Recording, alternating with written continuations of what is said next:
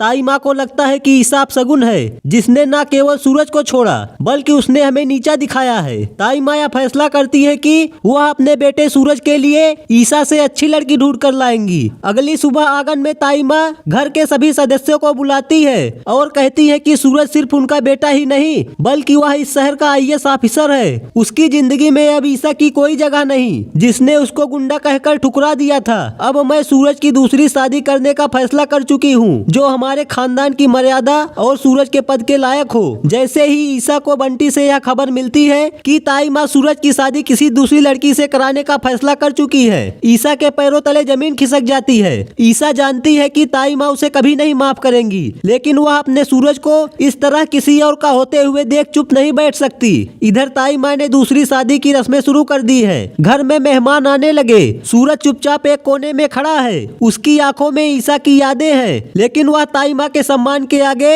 अपने आप को बेबस महसूस कर रहा है। उसे वह समय याद आता है जब उसने ईसा के लिए आईएएस बनने की कसम खाई थी। ठीक उसी वक्त ईसा की वहाँ पर एंट्री होती है। ईसा अपनी छोटी मिसू का हाथ थामे हुए अंदर कदम रखती है। उसे वहाँ पर देखते ही पूरे घर में सन्नाटा छा जाता है। ताई माँ चिल्लाकर कहती है, तुम यहाँ किस हक से आई हो, जाओ यहाँ से। ईसा हिम्मत जुटाकर जवाब देती है, ताई माँ मेरा सिंदूर और मेरा मंगलसूत्र आज भी सूरज के नाम का ही है। आप भले ही मुझे इस घर से निकाल देंगी, लेकिन एक पत्नी का हक आप मुझसे नहीं छीन सकती। इधर सूरज ईसा को देखकर सन्न हो जाता है। एक तरफ उसका पुराना प्यार है, जिसकी पायल की आवाज उसे हमेशा सही रास्ते पर लाती थी, और दूसरी तरफ उसकी ताई माँ का सम्मान है। मीसू दौड़कर सूरज के पास आती है और उसका हाथ पकड़कर कहती है, सूरज अंकल क्या आप मेरी ईसू को घर से निकाल देंगे? मीसू की मासूमियत सूरज के पत्थर दिल को पिघला देती है। इधर ताई माँ अपनी बात पर अड़िग है। वह कहती है कि अगर यह औरत यहाँ रहेगी तो मैं यह घर छोड़कर चली जाऊंगी। तभी वहाँ पर आकाश भी पहुँच जाता है और वह ईसा पर अपना हक जमाने की कोशिश करता है, लेकिन ईसा उसे सबके सामने चेतावनी देती है कि उसकी शादी सिर्फ एक मजबूरी थी। वह हमेशा से ही सूरज की रही है। अब सूरज आगे बढ़कर ईसा का हाथ थाम लेता है। वह अपनी ताई माँ से कहता है, ताई माँ मैं आईएएस अपनी मेहनत से बना हूँ, लेकिन उस मेहनत की प्रेरणा ईसा थी। आपने मुझे संस्कार दिए हैं, लेकिन ईसा ने मुझे लक्ष्य दिया है। मैं दूसरी शादी नहीं कर सकता।